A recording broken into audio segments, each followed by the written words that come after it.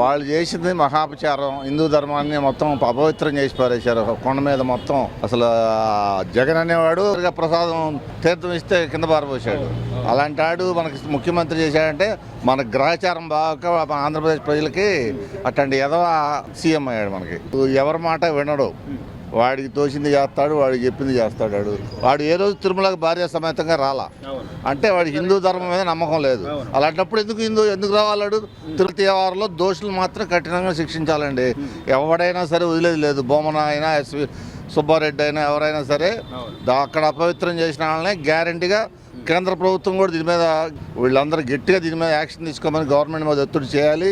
మేము కూడా డిమాండ్ చేస్తున్నాము. లడ్డూ దోషుల్ని గట్టిగా శిక్షించాలి. ఎట్టి పరిస్థితుల్లో నాన్ బెయిలబుల్ కేసులు పెట్టి అసలు బయటికి రాకుండా ఒక కనీసం 12 సంవత్సరాలు జైలు పడేట్టు చూడాలి.